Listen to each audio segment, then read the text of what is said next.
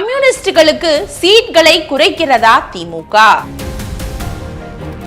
திமுக கூட்டணியில் போட்டியிடும் கம்யூனிஸ்டுகளுக்கு தொகுதிகள் குறைக்கப்பட்டுள்ளதாக ஒரு தகவல் வெளியாகியுள்ளது.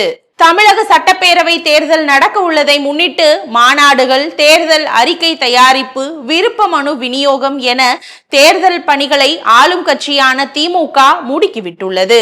மறுபுறம் கூட்டணி கட்சிகளுடனான தொகுதி பங்கீட்டு பேச்சுவார்த்தையையும் கடந்த பிப்ரவரி 22ஆம் தேதி தொடங்கி திமுக நடத்தி வருகிறது.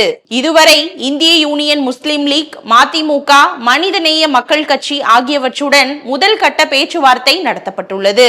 தொடர்ந்து சென்னை அறிவாலயத்தில் திமுக பொருளாளர் TR பாலு தலைமையில் 7 பேர் கொண்ட குழு வெள்ளிக்கிழமை பேச்சுவார்த்தை நடத்தியது.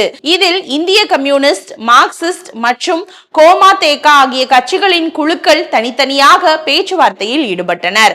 அப்போது கம்யூனிஸ்டுகளுக்கு தலா 5 தொகுதிகள் ஒதுக்கப்படும் என்று திமுக தரப்பில் கூறப்பட்டுள்ளது.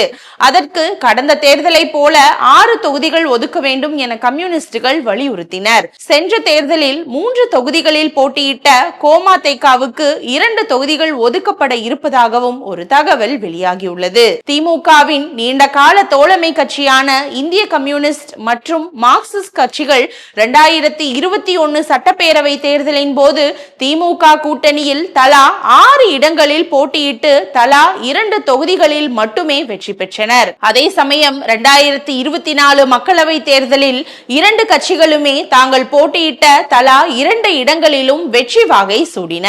இதை முன்னிறுத்தவே 2026 சட்டப்பேரவை தேர்தலில் உரிய தொகுதிகளை கேட்கின்றன கம்யூனிஸ்ட் கட்சிகள். தற்போது திமுக கூட்டணியில் தேமுதிக உள்ளிட்ட கட்சிகள் இணைந்துள்ளன. OPS அணியும் திமுகவில் ஐக்கியமாகிவிட்டது.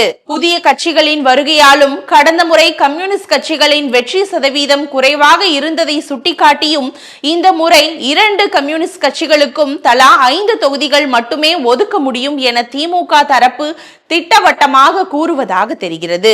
இது கம்யூனிஸ்டுகள் தரப்புக்கு அதிருப்தியை தந்துள்ளதாக கூறப்படுகிறது.